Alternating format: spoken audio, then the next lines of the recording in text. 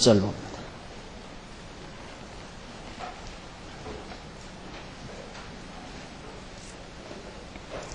창세기 1장 1절.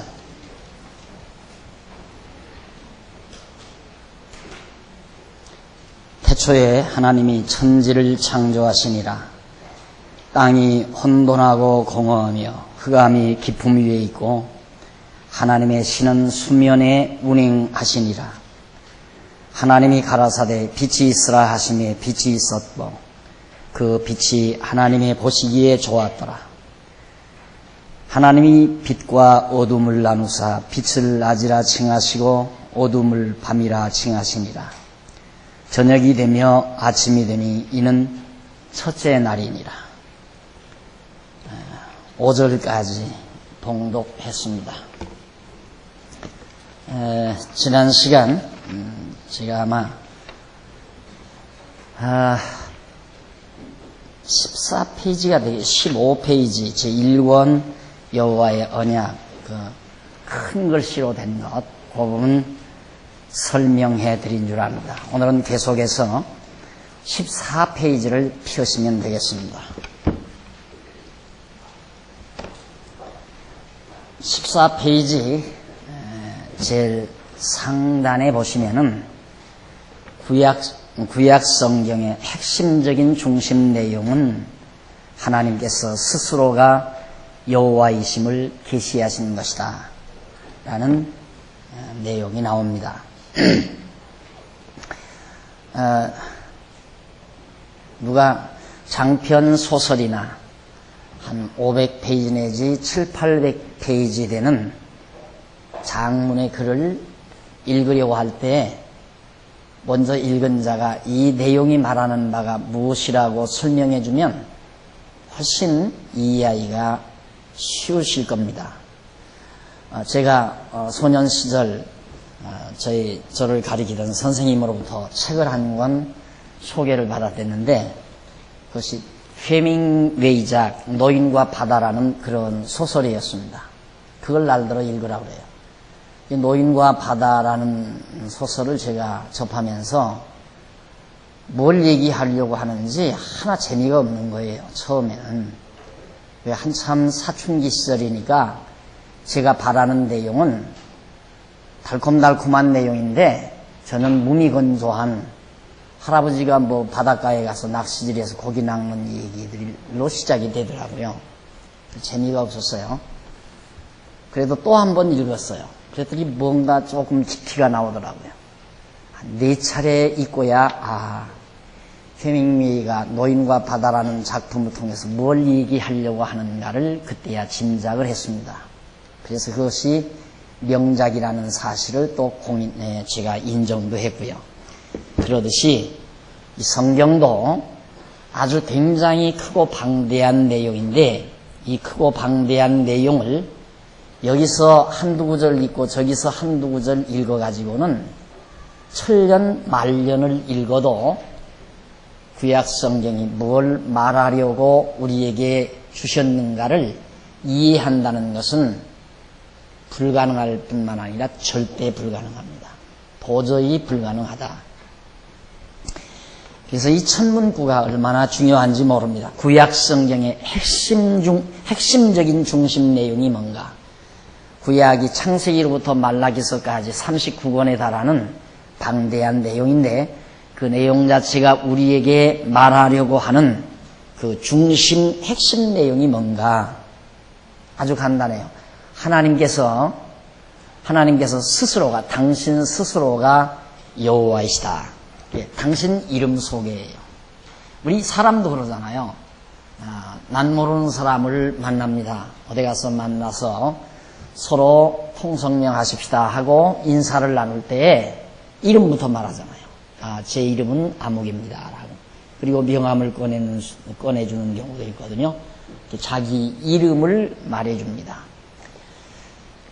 성경, 구약 성경은 아주 간단합니다. 아주 어렵고 힘든 게 아니라 아주 간단한데 하나님이 당신의 고유명사, 내 이름이 무엇이다 라는 것 말해주려는 내용이다. 뭐 그런데 그렇게 기냐? 뭘 그렇게 분량이 많으냐? 내 이름이 무엇이다 라고 서너 너댓 마디만 하면 끝날 걸 뭘 그렇게 많은 내용을 우리에게 전해 주었는가 하는 내용이죠. 네, 하나님은 당신이 여호와이시다. 당신의 이름 고유명사입니다. 나의 고유명사가 박용기이듯이 보통 명사는 사람, 남자 이건 다 보통 명사 아니에요. 그러나 나의 고유한 이름은 박용기라는 것이 나의 고유한 이름이듯이 하나님도 엘로힘이나 엘이라는 이런 히브리 말의 이런 용어들은 다 보통 명사예요. 많은 신들이 있으니까요. 그런데 바로 여호와 하나님은 당신의 고유명사가 여호와이시다. 이것 하나 우리에게 알려주려는 겁니다. 구약성경 전부가. 자, 이처럼 제가 이제 창세기 초두에 들어가면서 이렇게 전제를 해드렸는데 문제는 그것이 정말인가 정말이 아닌가는 하나하나 읽고 확인하는 수밖에 없죠. 야, 정말 그렇구나. 맞네. 정말 맞네. 야, 하나님이 여호와란 말로 계속해서 우리에게 가르쳐 주는구나. 그런데 아까 조금 전 제가 말씀드린 대로 뭐 그렇게 많은 분량, 구약 성경이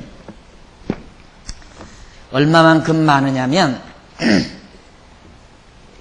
이게 신구약 성경 다 아니에요. 근데 이쪽, 이 많은 쪽이 이게 구약입니다. 이건 신약이고요. 그런데 나는 여호와다. 여호와 하나님께서 나는 스스로가, 당신 스스로가 나는 여호와다.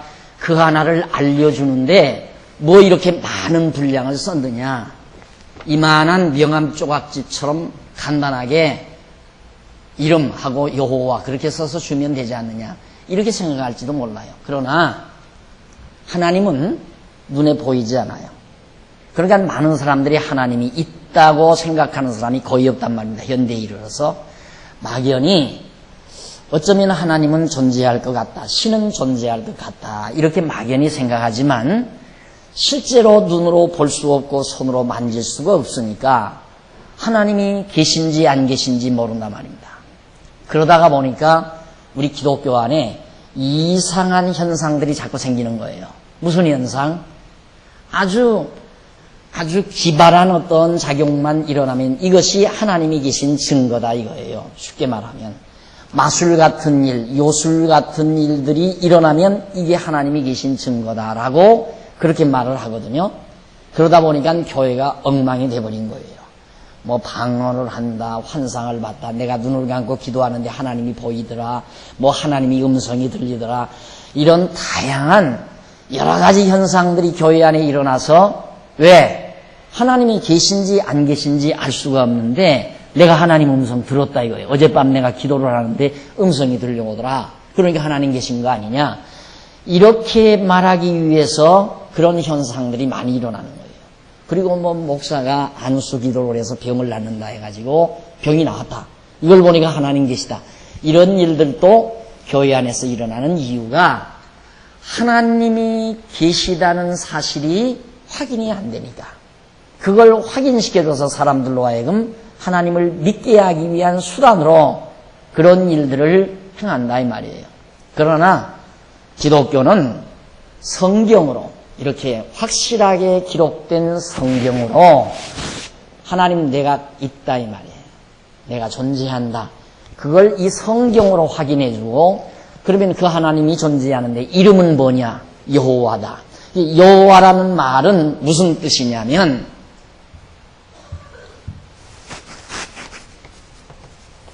하나님 이름이 여호와예요. 여호와. 이 뜻은 여호와라는 뜻은 의미는 언약대로 이루시는 자 이 말이에요. 여호와라는 글자 그대로는 언어학적으로 분석하면 I am that I am 해가지고 스스로 있는 자, 스스로 존재하는 자라는 그런 언어학적 의미가 있어요. 그러나 여호와라는 이름이 지니고 있는 그 기능은 언약대로 이루시는 자다라는 그런 기능성을 지니고 있어요. 이 여호와라는 이름이. 그러니까 하나님이 존재한다. 내가 이렇게 실제로 보이지 않고 만질 수 없지만은 내가 존재한다. 이것을 증거해 주기 위해서는 당신 이름부터 알려줘야 되잖아요. 내가 존재하는데 내 이름은 여호와다. 그럼 여호와란 말은 무슨 뜻이냐면 언약하시고 언약대로 반드시 이루는 자라는 그런 기능성을 지닌 이름이 여호와다 이 말이에요. 그러면 말로만 내가 여호와다, 언약하고 언약대로 이루시는 자다라고 말로만 그렇게 얘기했다면 말은 누가 못해요? 말로는 뭘 못하느냐 이 말이에요. 말로는 못할 거 하나도 없죠. 다 할 수 있어요 말로는. 하나님도 말로만 했다면 우리가 믿을 수가 없죠. 말로만 나는 있는데 내 이름이 여호와다 이렇게 말만 가지고 이 얘기를 했다면 우리가 믿을 수가 없어요. 그러니까 하나님께서는 당신의 이 이름 하나를 가르쳐 주기 위해서 실제로 이 언약을 하시고 언약하고 언약대로 이루어 주신다 이 말이에요. 언약하고 언약대로 이루시려니까 언약하고 언약대로 이루어 가시려니까 하나의 역사 기간이 필요하죠. 역사 기간. 그렇잖아요. 자, 하나님께서 여기서 언약하시고 언약대로 그대로 이루어 가시려니까 시간, 여기서 시작하고 끝을 맺는 언약하시고 언약대로 이루시는 이 시간이 필요하다 이 말이에요. 이 시간을 우리는 역사라 하잖아요. 역사. 이런 걸. 그래서 하나님께서는 언약을 세우시고 언약대로 이루는 역사를 진행한 사실을 기록하다가 보니까 아까 말씀드린 대로 이렇게 많은 분량의 내용이 기록되어 있다 이 말이에요. 간단하죠? 성경이 그렇게 간단해요.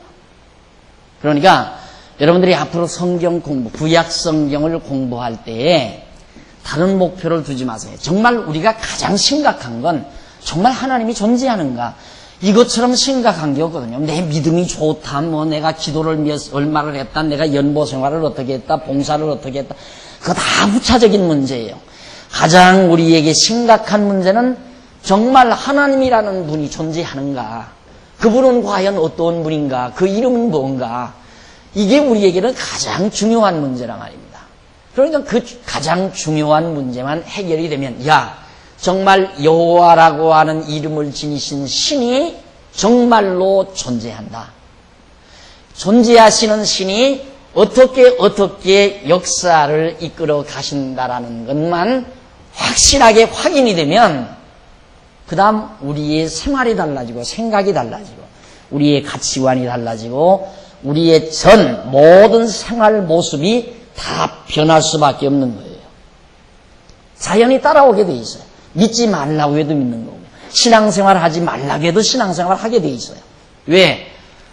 여호와라는 이름을 지니신 신이 정말로 살아 존재한다고 하는 것이 확인이 되는데 어떻게 안 믿느냐 이 말이죠. 그분이 계신데 어떻게 믿지 않느냐 이 말이에요. 그러니까 구약 성경이 말하고자 하는 것은 하나님께서 스스로가 여호와이심을 우리에게 알려주는, 계시해주는 내용이다. 그게 첫 소절에 나온 말이에요. 구약 성경의 핵심적인 중심 내용은 하나님께서 스스로가 여호와이심을 계시하시는 것이다 하는 내용입니다. 자, 출애굽기 6장 2절로 7절에 보면 그런 말씀이 있어요. 하나님께서 당신의 이름이 여호와라고 그렇게 가르쳐 주는데 내 이름은 여호와다. 그걸 어떻게 가르쳐 주느냐면 출애굽기 6장에 와서 하나님께서 출애굽기 6장이라면 성경적으로 창세기가 지나고 이 창세기 제일 처음에 나오는 창세기가 지나고 6장이니까 이쯤 되잖아요. 그런데 이 이전의 역사 과정에서는 하나님께서 당신 이름을 하나님으로만 알려줬다 이거예요. 당신을 하나님으로만 알려주었다. 그러니까 하나님 되심을 드러내 주셨다. 창세기에서 여기 출애굽기 6장까지는 이 기간 동안은 내가 하나님임을 나타내 보여주었다. 당신이. 그러면 하나님이라는 말은 히브리어로 엘로힘이라는 말인데 이 엘로힘이라는 말은 전능자라 이 말이에요. 전능자. 전능한 자. 뭐든지 다 하실 수 있는 자다. 이 말이 하나님이라는 말이거든요. 그러니까 출애굽기 6장 이전까지는 내가 전능한 자다라고는 알려줬지만 알려주고 지금까지 여호와 여기 있죠? 이 여호와로는 이때까지 알려주지 않았다. 그러니 이제부터는 여호와로 알려주겠다. 여호와로. 이때까지는 하나님으로 알려줬지만 이제부터는 내 이름을 여호와 하나님의 고유명사를 알려주겠다. 봐라, 나 능력 있지? 그리고 하나님이 당신 전능자임을 알려줬어요. 내가 전능자다. 출애굽기 6장 이전까지. 그리고는 출애굽기 6장 이후부터는 이제 내 고유명사, 내 이름이 여호와다라는 걸 알려주겠다 하는 내용이 출애굽기 6장 2절로 7절까지 나옵니다. 그 다음 14페이지 그 중간 조금 못 미쳐서 줄 바꾼 데 보시면요. 페이지 수하고 제가 말하는 거, 줄 바꿨다는 말은 한 패러그래프이 지난 다음에 한 글자 띄어 들어가는 거 있죠? 거기를 말합니다. 줄 바꾼 곳. 예. 구약에서, 그 줄 바꾼 데 보면, 구약에서 언약이라는 말은 히브리어로 베리트라고 하는데 그 언어의 용법에 대한 뜻은 당사자들이 늘 사이의 상호협정을 말합니다. 여기 이제 언약이라는 말 나와요. 여기 언약. 도대체 그러면 하나님은 여호와 이름, 당신의 이름이 여호와인데 여호와라고 하는 기능은 그 이름이 지니고 있는 기능은 언약하시고 언약대로 이루시는 자이신데 여호와로 알려주기 위해서 언약대로 이루시는 자인데 언약이란 뭔가 보편적으로 사람과 사람 사이의 언약은 야 내일 우리 10시에 만날까? 그래 10시 나는 조금 바빠 11시 만나면 어떨까? 그래 조금 나는 늦은데 그러면 10시 반 그래 너하고 나하고 10시 반에 어디서 만나자 이렇게 해서 상호 공감을 했을 때 서로 동의를 했을 때 약속이 돼요. 말로. 이 언약이라는 말은 말씀은 자 약속한다는 약속이에요. 말로 약속한다 이 말이거든요. 말로 약속한다. 언약. 하나님께서 말로 약속하시고 약속대로 다 이루신다. 말로만 한 것이 아니라 그 말대로 다 그대로 모든 역사를 진행해 가신다 그 말이거든요. 그러니까 사람과 사람과의 언약은 쌍방이 너와 내가 같이 동의를 했을 때 언약이 이루어져요. 그런데 하나님과 우리 인간과의 관계는 이렇게 돼요. 너, 나. 이건 수평관계지요. 수평관계. 그러나 하나님, 인간. 이것은 수직관계예요. 그렇죠? 수직관계. 그러니까 인간과 인간끼리 언약은 서로가 동의를 해야 돼요. 동의. 합의를 해야 돼요. 합의.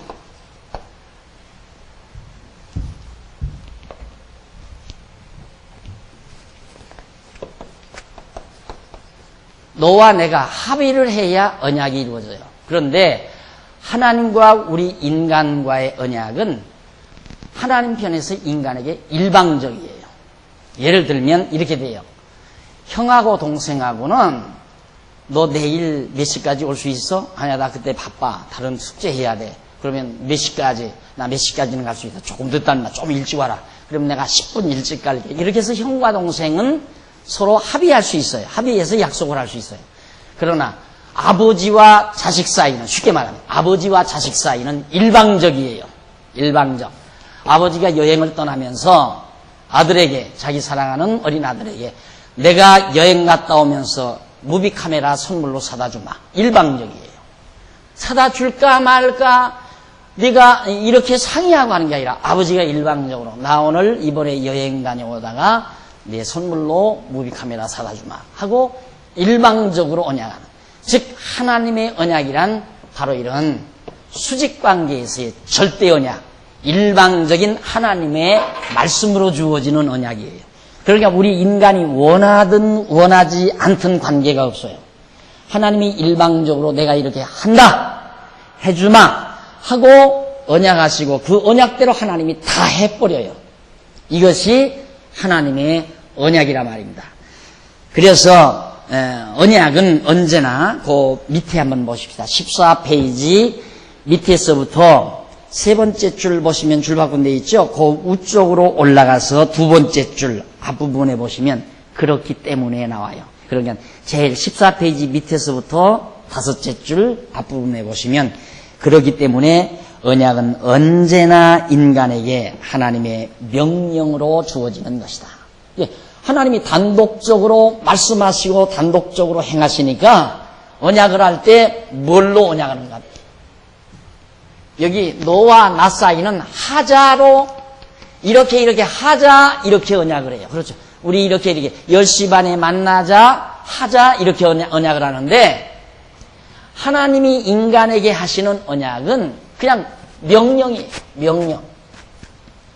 생육하고 번성하라, 땅을 정복하라, 명령으로 제풀어요. 명령으로. 왜? 명령대로 하나님께서 다 이루어 주시려고. 그래서 인간과 인간끼리의 언약은 이렇게 하자 하지만은 하나님이 인간에게 하시는 언약은 명령으로 주어진다 이 말이에요. 그러니까 성경에 나오는 모든 명령문이 하나님의 약속이에요. 언약. 내가 이렇게 해주마 하는 언약인데 많은 교사들이 어떻게 가르치냐면 봐라. 하나님이 이렇게 하라고 했으니까 우리가 해야 된다 이거예요. 하나님이 우리에게 하라고 했으니까 우리는 하나님의 명령대로 우리가 해야 된다. 이렇게 가르친다 이 말이에요. 얼른 들으지요. 그건 얼른 그 말을 맞다. 하라고 했으니까 내가 해야 돼. 이것이 함정이에요. 성경을 보는 사람들의 함정이 뭐냐면 성경에서 나오는 명령문을 전부 내가 해야 되는 것으로, 내가 그렇게 해야 되는 것으로 착각한다 이 말이에요. 그러니까 주 예수를 믿으라 했다고 해서 내가 믿어야 되는 줄 알아요. 주 예수를 믿으라 했으니까 내가 믿어야 되지 않느냐. 믿으라고 했으니까. 천만의 말씀이에요. 주 예수를 믿으라 하신 하나님이 우리에게 믿음을 선물로 주어요. 다시 말해서 믿게 해주신다 이 말이에요. 그게 성경이에요. 그러니까 예수 믿는 것처럼 쉬운 게 없어요. 왜 그러냐면 하나님이 우리에게 믿음을 주어서 믿게 하니까, 믿어져서 믿으니까 쉬운 건데 안 믿어지는 걸 믿음이 없는 사람에게 자꾸만 믿으라고 하니까 어떻게 하는 것이 잘 믿는 거냐 이 말. 자꾸 믿어야 된다니까. 안 믿으면 당신 벌 받는다. 안 믿으면 저주받는다. 안 믿으면 부도나고 안 믿으면 병난다. 하나님께서 진노하신다 그러니까 겁이 나가지고 믿기는 믿어야 되겠는데 안 믿어진다 이 말이에요. 그러면 안 믿어지는데 어떻게 하면 잘 믿느냐요. 어떻게 안 믿는 겁니까? 그러니까 새벽 기도 잘 나와라. 기도를 오래 큰 소리로 해라. 그리고 주일날 빠지지 말아라. 연보 많이 해라. 주의 종의 말씀을 순종 잘해라. 이렇게 가르치니까 이것이 믿음인가 보다. 그리고 그냥 그렇게 사는 거예요. 아무것도 모르고 뭐가 뭔지도 모르고 주일날 열심히 나가고 뭐가 뭔지도 모르고 그저 소득의 11조 100만 원 받았으면 10만 원 갖다가 봉투에 넣어서 내면 그게 믿음이고 그런 식으로 대부분의 많은 사람들이 신앙생활을 해간다 이 말이에요. 아니에요. 그게 절대 아니에요. 성경은 아까도 말씀드려요. 하나님께서 우리에게 주 예수를 믿으라. 예수 믿으라 하신 하나님이 우리에게 믿음을 주어요. 믿음을 선물로 준다 그 말이에요. 그래서 믿음은 우리에게서 나는 것이 아니라 하나님께로부터 나는 거예요. 하나님 믿음은 모든 자의 것이 아니고 하나님의 선물이라고 했어요. 선물이란 뭐예요? 거저 주는 거 아니에요. 거저 공짜로 믿음은. 그러니까 하나님이 마음속에 믿음을 주면 믿어지는 거고 믿음을 안 주면 안 믿어지는 거예요. 그러니까 이게 언약이라 이 말. 하나님의 언약은 전부 명령으로 주어진다. 성경에 나오는 모든 명령이 내 능력으로 하는 것이 아니라 하나님이 명령하시고 하나님이 그대로 이루어 가시는 것이다. 인간의 명령은, 사람의 명령은 갑이라는 사람이 명령을 했으면 을이라는 사람은 복종을 해야 돼요. 주인이 명령을 하면 종은 그대로 순종을 해야죠. 그것이 인간의 명령이에요. 인간 중에 잘난 사람의 명령. 그러나 하나님의 명령은 하나님이 명령하시고 인간이 순종하라는 게 아니라 하나님의 명령은 명령대로 돼버려요. 우리 이제 오늘 배우겠지만 빛이 있으라 명령하니까 빛이 그냥 있는 거예요. 빛이 나타나 버려요. 그냥 빛이 있으라 명령하니까 빛이 나타나요. 예수님도 그랬잖아요. 죽은 나사로를 향해서 나사로야 일어나라. 예수님은 명령만 하고 일어나는 건 나사로가 일어나는 게 아니에요. 나사로야 일어나라 하신 예수님이 당신의 능력으로 죽은 나사로로 하여금 일어나게 하는 거지. 그게 성경이 말하는 명령문이라고 말입니다. 그러니까 예수 믿기처럼 쉬운 게 없고 모르고 믿으면 예수 믿기처럼 어려운 게 없어요. 왜? 안 믿어지는 걸 믿으려니까 한없이 어렵고 제대로 믿으면 믿어지는 걸 믿으니까 세상 쉽다고 말이에요. 믿어져서 믿는데 어떻게 해요? 안 그래요? 믿어져서 믿는데. 그래서 예수 믿기는 쉽고 가벼운 몽해지 어렵고 무거운 몽해가 아니에요. 그냥 밥을 굶어야 되고 금식을 해야 되고 그냥 자기를 학대해야 되고 하기 싫은 걸 해야 되고 그거 아니라고 말이에요. 하고 싶은 거 하고 즐겁고 편안하고 그게 예수를 믿는 거죠. 하나님이 우리 안에 믿음을 주어서 믿게 되는 거니까. 그러면 지금 여러분 하나님께서 이곳으로 왜 인도하셨어요? 이곳으로 왜 성도대학에 입학을 왜 하게 하셨습니까? 깨닫고 알아지면 믿어져요. 이 성경을 듣고 깨달으면 믿음이 와요. 그래 믿음을 그렇게 하나님이 주신다 이 말이에요. 듣고 깨달으면 믿음이 와요. 예를 들면 저를 여러분들이 처음 만났을 때는 나를 못 믿을 거예요. 지난번에도 말했지만 나를 서울역에서 만났다. 나한테 핸드백 맡기겠어요 여러분? 나한테 여러분 돈 든 가방 맡기겠어요? 나 모르는 사람인데 못 맡기잖아요. 왜? 날 모르니까. 그러나 나를 자세히 알고 나서는 왜 안 맡겨요? 나한테 목사님 이것 좀 잠깐 들고 오세요. 나 여기 잠깐만 보고 나서요. 나 여기 잠깐 가게 좀 들려오겠어요. 왜? 믿어지니까 맡긴다. 그러니까 알면 믿어지고 모르면 안 믿어지는 거예요. 그런데 요즘 대부분의 교사들이 그래요. 대부분의 교사가 아니라 지난 시간 말했지만 이 교회가 처음부터 우리는 알기 때문에 믿는 것이 아니라 모르기 때문에 믿는다. 하나님이 계신지 안 계신지 하나님이 계시다 이게 알아서 믿는 게 아니라 하나님이 계신지 안 계신지 모르니까 믿는다 이 말이에요. 그런 식이에요. 그러니까 지난 시간 제가 말씀드렸잖아요. 하나님이 존재하신다는 걸 지금 모르고 있어요. 그걸 증명을 못한다. 왜? 성경은 이렇게 분명하게 나 하나님이 전능자로서 있다. 그리고 내 이름은 여호와다 라고 하는 사실을 역사적인 실제 섭리를 통해서 확실하게 다 말해주고 있거든요. 그래서 성경을 바르게 알면 살아계신 하나님께서 살아계시구나. 그 하나님의 이름 여호와로서 모든 만사를 언약하시고 언약대로 이루어 가시는구나. 그게 확실하게 깨달아져요. 깨달아지면 그 다음 그게 믿어지는 거예요. 그래서 믿음이 와요. 이것이 곧 지금 우리가 성경을 공부해 가는 데 있어서 매우 중요한 부분이다. 15페이지 중간쯤 보시면은 줄과 근대가 나옵니다. 거기 보면 하나님께서는 스스로를 언약대로 이루시는 여호와로 계시하시려고 언약을 세우시고 그 언약을 이루시는 섭리를 하신다. 지금까지 제가 말씀해 드린 거예요. 그러니까 오늘 이 강의를 듣고 집에 가셔서 제가 지금은 일일이 다 읽을 수는 없어요. 다 읽고는 안 해드리지만 이 내용 속에 있는 것을 쭉 줄기 잡아서 여러분들에게 말씀을 드릴 거니까 집에 가서 성경과 대조하면서 이걸 한 번씩 읽어보시면 이 말이었구나. 자꾸 깨달아질 거예요. 그러니까 아약 공부하실 때 깨끗하게 한 번 싹 끝내버리세요.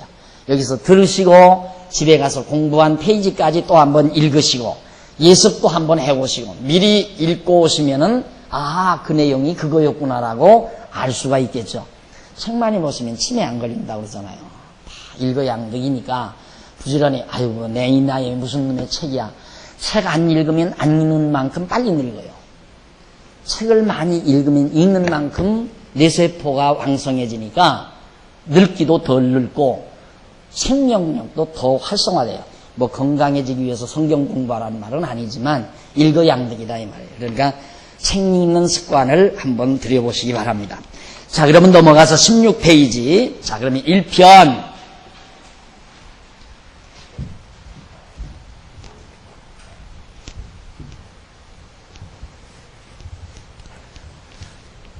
1편 보시면은 거기 보면 1편 섭리를 통한 언약입니다.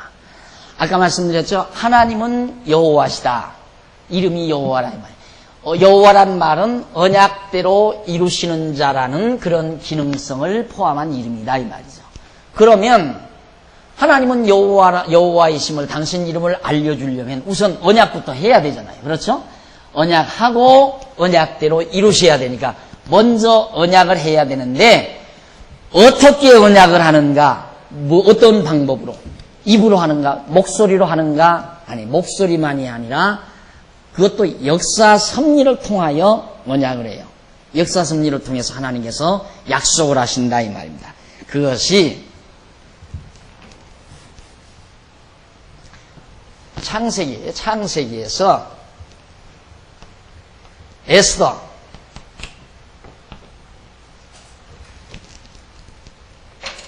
창세기, 출애굽기, 레위기, 민수기, 신명기, 여호수아, 사사기, 룻기, 사무엘상하, 열왕기상하, 역대기상하, 에스라, 느헤미야, 에스더. 그것이 역사예요. 그 내용에는 대부분 이스라엘 민족의 역사가 그 속에 담겨져 있어요. 이스라엘 민족사가 창세기 12장에서부터 에스더서까지가 여기 창세기 12장에서부터 에스더서까지가 이스라엘 민족사예요. 지금의 유대인들 있죠? 팔레스타인 유대인들. 그 유대 민족들의 역사. 그 역사 내용이 이 속에 있는데 그 역사를 통하여 하나님이 언약을 하신다 이 말이에요. 뭘 언약하시는가? 쭉 가가지고 여기 언약 나오죠? 예수를 보내겠다라는 언약을 해요. 그러니까 창세기에서부터 에스더서까지 하나님께서 역사 섭리를 통하여 하나님이 말씀한다는 로고스가 뭔가 지난번 배우셨죠? 로고스란 입으로, 음성으로, 소리로 어떤 소리의 부호로 말하는 언어를 말하는 게 아니라 로고스란 하나님의 생각, 사상, 뜻, 계획, 작정 등의 의미를 지닌 용어란 말입니다. 로고스란 말이. 그러니까 하나님의 생각과 뜻, 사상 등을 하나님의 역사 섭리를 통하여 역사 섭리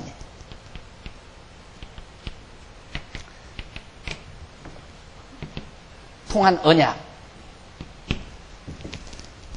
무엇 언약? 예수를 보낸다는 언약 그 말이에요. 메시아를 보낸다는 언약. 얼마나 간단해요. 성경이 어려운 게 아니에요. 알고 보면 참 쉬워요. 이것만 알면 안 속아요. 속을 이유가 없다 이 말. 아니까. 이 창세기부터 에스더까지 전체 내용이 하나님이 당신의 이름이 여호와다 이걸 알려주기 위해서 여호와란 언약대로 이루시는 자라는 그런 기능을 지니고 있는 이름인데 그 이름을 하나님께서 알려주기 위해서 우선 먼저 언약을 한다 이 말이에요. 뭘로? 어떻게? 역사적인 섭리로. 역사적 섭리로 언약을 하는데 뭘 언약하냐면 장차 예수를 보내겠다. 예수를 메시아로 보내겠다라고 하는 언약이에요. 자, 그래서 거기 나오죠. 창세기에서 에스더까지 여호와 하나님께서 초기 인류와 선민의 역사 섭리를 통하여 메시아를 나와요. 메시아를 언약하시는 섭리 내용이다. 메시아란 메시아. 메시아란 그리스도란 말이에요. 그리스도. 여기 요 하나 정리를 하고 넘어가세요. 자주 나오니까. 메시아란 히브리 말이에요. 이건 히브리 말. 히브리 말. 근데 히브리 말로 메시아는 기름 부음 받은 자라는 뜻이에요. 기름 부음 받은 자. 아마 노트에도 저기 다 나올 거예요. 기름 부음 받은 자. 크리스토스는 헬라 말이에요. 이건 헬라. 그러니까 메시아 기름 부음 받은 자라는 말을 히브리어로 말하니까 크리스토스라는 말인데 그걸 영어로 크라이스트라고 그렇게 번역을 한 거예요. 그걸 우리말로 음역해서 그리스도 그러는 겁니다. 그러니까 그리스도는 히브리 말, 헬라 말 크리스토스란 말을 바로 우리 음역으로 그리스도라고 번역을 할 것이다.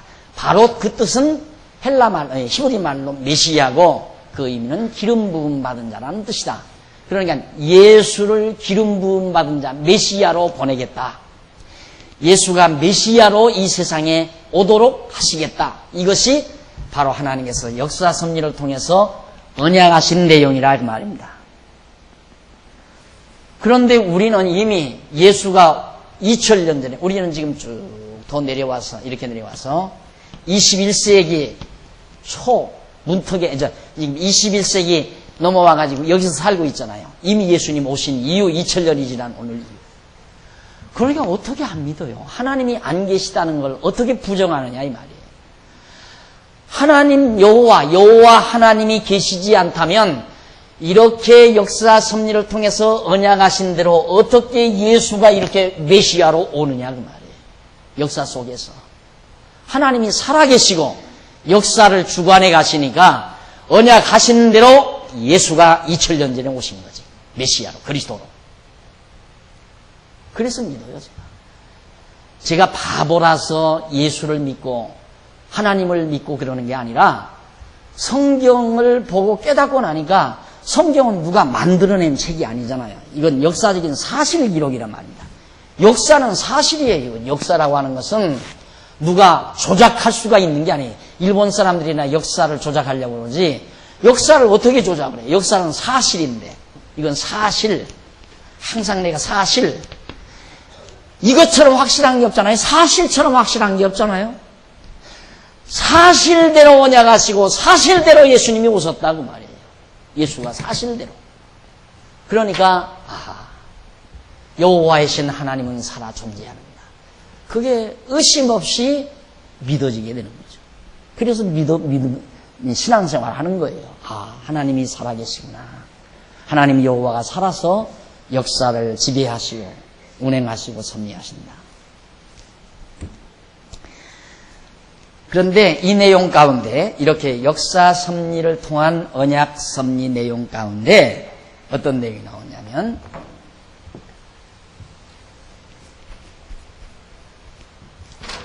창세기에서부터 36장까지 바로 나와요. 거기 그 밑에 보면 그 내용을 세분하면 창세기 1장에서 36장은 여호와 하나님께서 인류의 시조와 선민의 열조에게 3대 언약을 세우시는 시조에게 3대 언약, 3가지 큰 언약을 세워요. 내용이고 그 다음 시조와 열조에게, 이스라엘 열조에게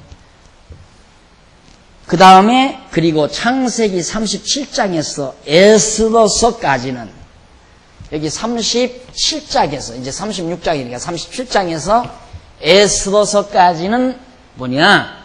그건 두말할 것 없이 바로 이 3대 언약을 그대로 성취하시는 내용, 이루시는 내용입니다. 3대 언약, 3가지 언약 해놓고 3가지 언약을 그대로 이루어주는 내용이에요. 자, 이렇게 하나님께서는 언약하시고 이루심으로 처음 여기 아담에게 어제 말씀드린 지난 시간에 말씀드린 대로 처음 여기 아담 있잖아요. 아담을 창조하시면서 사도 바울이 아담은 오실 자 예수의 표상이다 그 말이에요. 그러니까 하나님께서 아담을 지으신 것은 장차 예수를 보내시겠다고 하는 약속이에요. 언약이에요. 근데 아담 지은 것은 아담을 창조한 것은 장차 우리를 죄에서 구속하실 예수를 보내겠다 하는 언약이었단 말입니다. 그런데 아담을 지어 놓으시고는 이스라엘 열조에게 이 3가지 언약을 해요.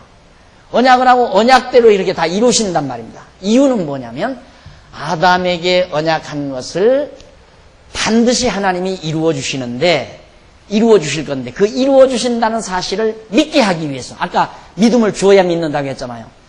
하나님께서 아담을 창조해서 장차 예수가 오실 걸 언약을 했지만 이루어질지 안 이루어질지 어떻게 알아요?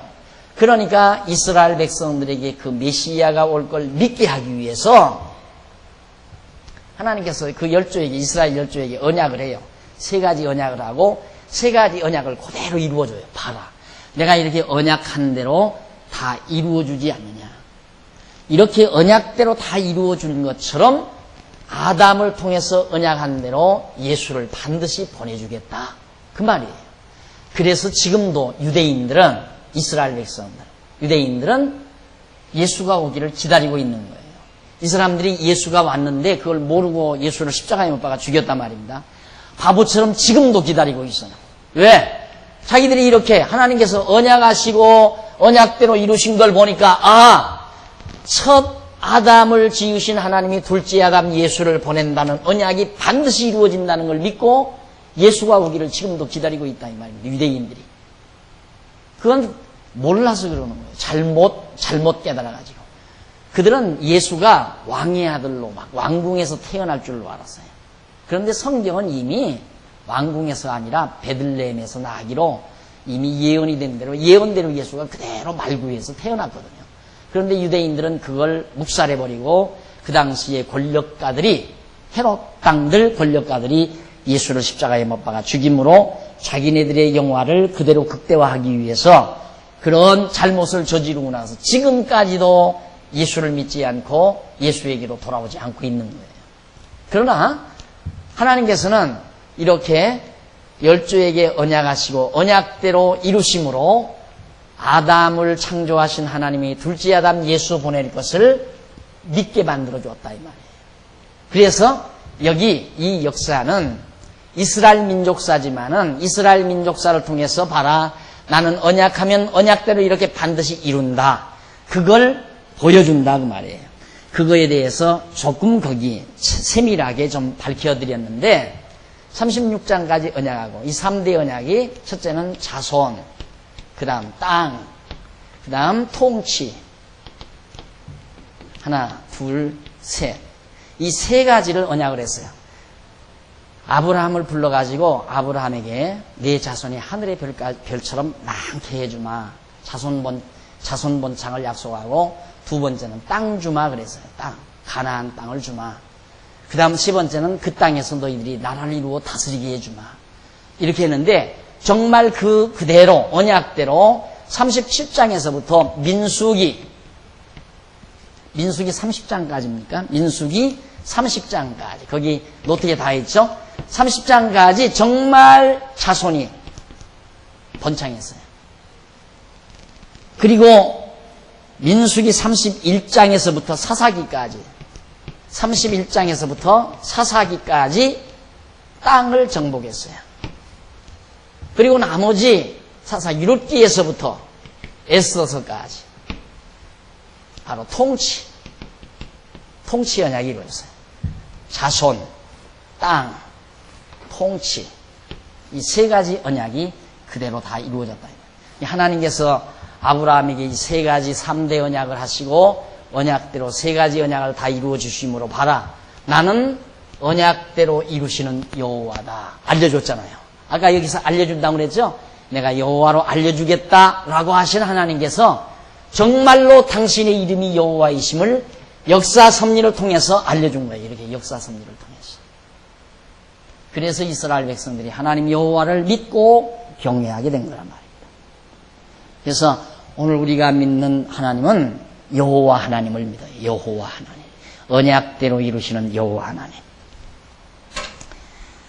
자, 17페이지 제일 상단에 보시면은 하나님께서 첫 아담과 하와를 창조하셔서 그들에게 자손 번창과 땅 정복과 만물 통치에 대한 실체적인 언약. 자, 여기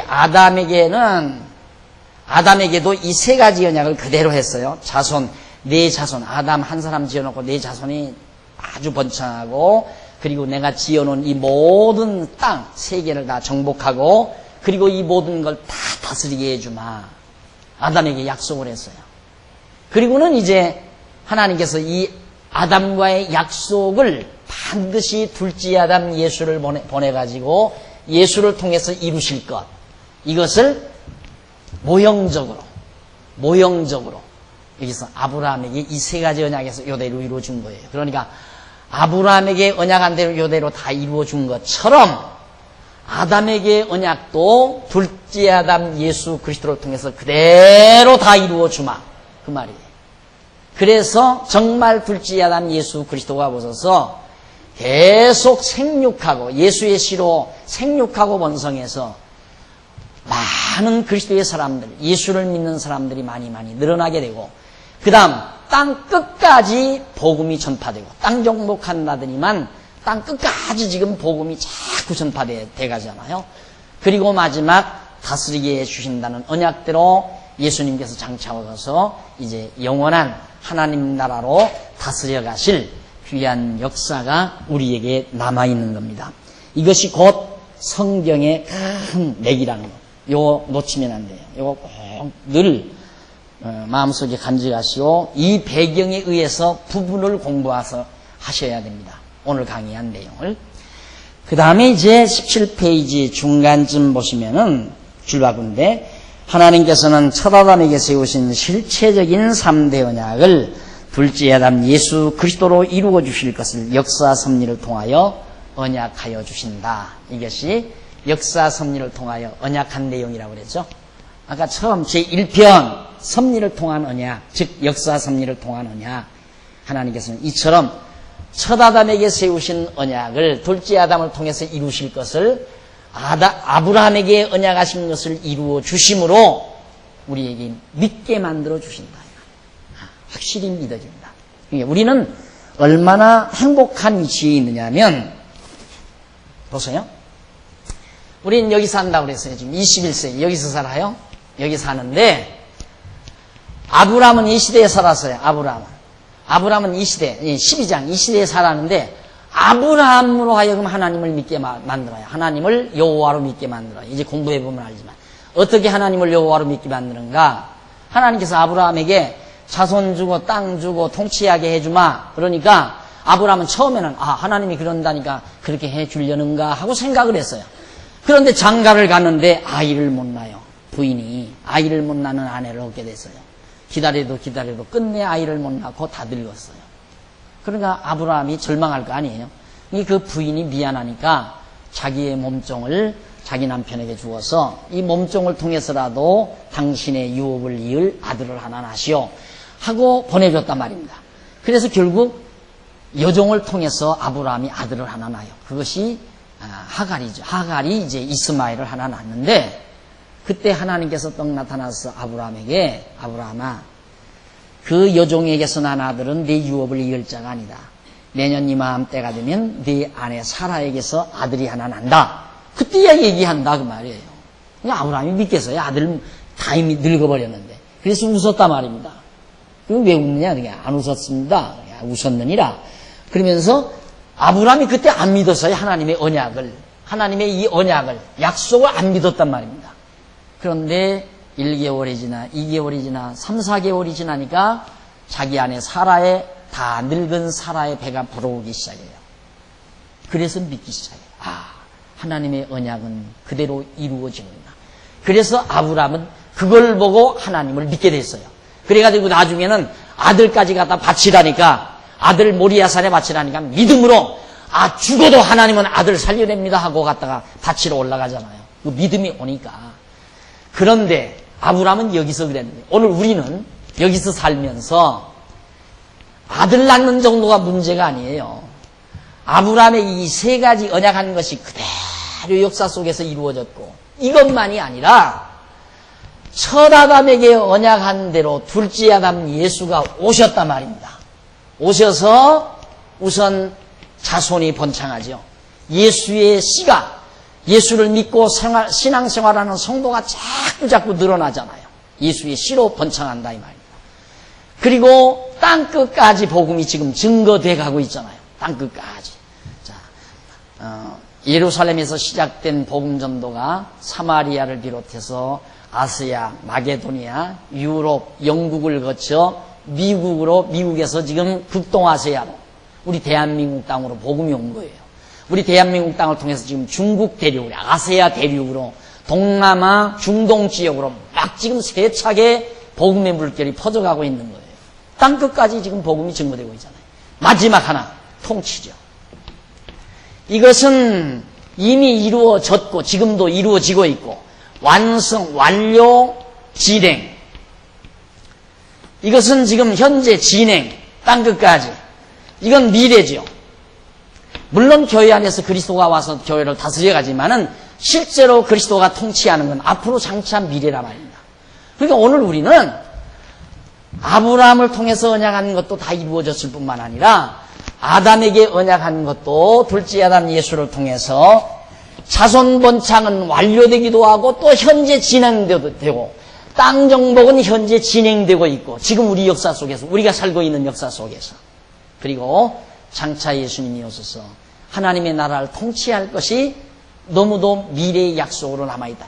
이 하나가 지금 미래예요. 이 하나가. 이건 다 현재 우리가 살고 있는 현재 진행이고. 그런데도 아브라함은 자기 안에 배가 불러오는 것만 보고도 하나님이 여호와의 힘을 믿었는데 우리는 이 엄청난 하나님의 역사 섭리를 보고 안 믿는다면 불택자임이 틀림이 없죠. 불택자니까 안 믿어지는 거예요. 택자라면 어떻게 안 믿어지느냐 이 말이에요. 하나님이 여호와의 힘. 이것이 바로 성경의 핵심입니다. 넘어가서 18페이지 제1장 하나님의 언약 섭리 나옵니다. 하나님의 언약 섭리. 자, 그러면 아까 말씀드렸죠? 36장까지 다 이제 이미 공부 다 한 거고요. 이거 이제 세밀하게 들어가는 거예요.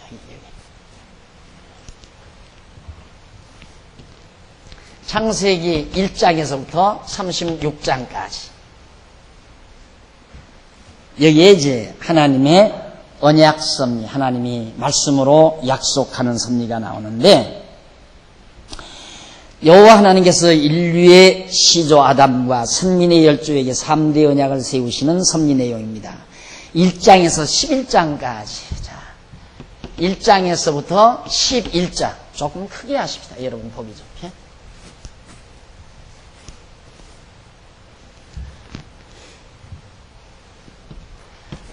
1장에서부터 11장까지. 여기 이제 36장이니까. 여기까지는 어떤 내용이냐 하면 인류의 시조 아담에게 언약. 여기는 아담에게 언약.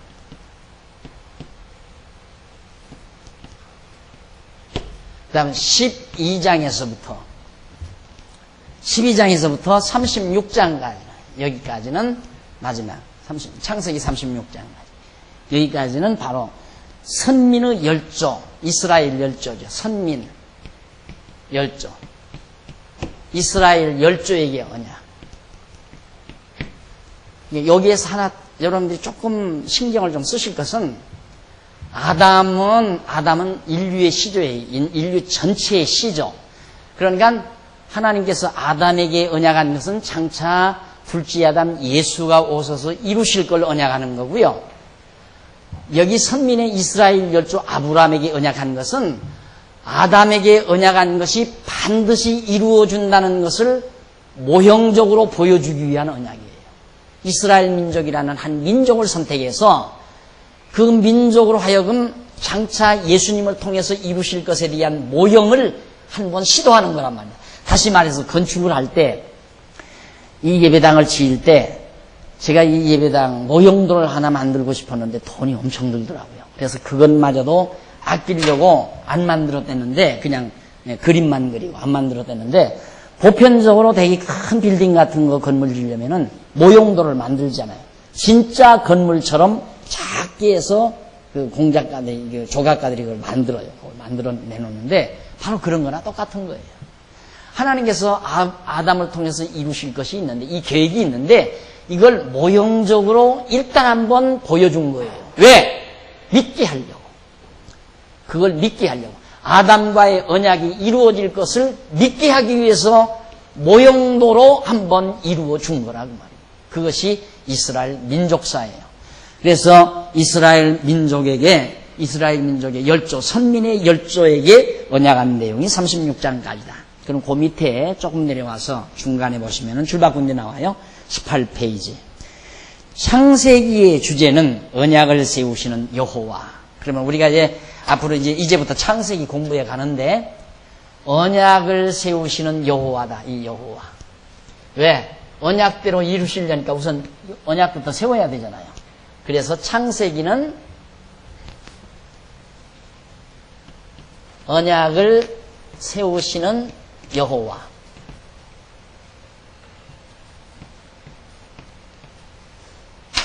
이 창세기 주제예요. 이걸 알고, 이렇게 알고 이제 창세기 설교를 이제 들으시면, 아, 저 설교가 지금 잘하고 있다, 잘못하고 있다는 게 그냥 드러나요. 저 엉터리다, 저 정말 성경적이다는 게 금방 드러나게 돼 있어요. 창세기 전체는 언약을 세우시는 여호와, 이것이 창세기 주제다. 넘어갑니다. 넘어가서 대부분 이 창세기를 보고 사람들이 제일 밑에 그 18페이지 밑에서부터 네 번째 줄 보시면요, 인간은 누구나 우주에 관한 궁금증을 가지고 있습니다. 야, 이 우주가 어떻게 생겼을까? 지구는 어떻게 생겼을까? 옛날에는 지구가 평평하게, 그래서 어딘가 가면 막 땅덩어리가 있다고 사람들이 생각을 했잖아요. 이 지구가 이렇게 둥글다고 한 것은 얼마 안 됐단 말입니다. 그러니까 이 우주에 대한 신비를 사람들은 다 가지고 있어요. 그런데 성경을 딱 펼쳐보면 첫 장에 딱 창세기 이렇게 나와요. 창세기. 원래 이 창세기란 말은 히브리어 원문에는 없는 말이에요. 중간에 성경학자들이 구분지키기 위해서 이 창세기 위에 앞부분에 창세기 앞부분에 이게 보니까 천지 창조하는 내용이 나오거든요. 그러니까 아, 이걸 창세기라고 하자. 그렇게 해서 이제 창세기라고 이름을 붙인 거예요. 그러다 보니까 많은 사람들이, 허다한 성경학자들이 성경을 딱 보면 아, 창세기, 여기는 천지 창조 내용이 기록되어 있다. 이렇게 선입견을 가지고 성경을 대하게 되는 거예요. 근데 그게 아니고 창세기는 언약을 세우시는 여호와가 소개되는 것이 창세기다. 천지 창조 내용은 아주 그 일부분이에요. 일지엽적인 내용이란 말입니다. 그런데 일지엽적인 내용을 갖다가 주제로 삼아서 창세기 전체의 제목인 창세기로 붙였다는 것은 창세기를 이해하는데 크게 방해를 주는 거죠, 우리에게. 잘못된 선입견을 갖게 하는 거란 말입니다. 그래서 창세기는 하나님께서 당신이 여호와이심을 우리에게 알려주기 위해서 언약을 세우시는 여호와로 알려주는 내용이 창세기 내용이다 하는 겁니다. 그래서 거기 이제 19페이지 위에서 11번째 줄바꾼데 보시면 중간 조금 못 미쳐서 고고학자들도 자기들이 발굴한 화석들 중에는 수억 년이 지난 것이 있다고 합니다. 그런데 성경은 하나님이 천지 만물을 창조한 연대가 6천년밖에 안 된다. 가장 심각한 문제를 우리는 접합니다. 이 성경을 얘기를 하다 보면 똑똑한 사람들에게 제일 먼저 얻어 걸리는 게 뭐냐면, 기독교는 너희 성경에는 뭐 지구 역사가 6천년밖에 안 됐다고 한다며, 근데 유명한 과학자들은 뭐 수십억 년, 엄청난 수억 년에 달하는 그런 지구의 역사를 말하고 있는데 성경은 엉터리다 이거예요. 6천년밖에 안 된다고 그러니까 여기에서 이제 입이 딱 다물어지죠. 열심히 이제 막 전합니다. 여러분들이 가서 어디 가서 친구나 뭐 친척집에 가서 열심히 예수를 믿으라고 전하고 뭐 성경을 얘기하니까 옆방에서 듣던 좀 똑똑한 고등학교 다니는 놈 하나가 벌쩍 나오더만, 아줌마 왜 그러냐? 아줌마 지금 성경 얘기하는데요. 성경은 천지창조가 6천년밖에 안 됐다고 그러는데 과학자들은 수억 년을 추산하는데 그거 어떻게 된 겁니까? 그거 물으면 할 말이 없는 거예요. 그래서 나한테 전화 오는 사람들이 참 많아요. 그 당하고 나서 나한테 전화를 해요. 이거 어떻게 된 겁니까? 그 말이에요. 그 내용이 여기 지금 소개되고 있는 겁니다. 그런데 성경은 하나님의 천지 만물을 창조한 연대가 6천년밖에 되지 않는다고 하기 때문에 비과학적인 신화라고 그렇게 주장하는 자들이 참 많습니다. 그렇다면 어찌된 일인가?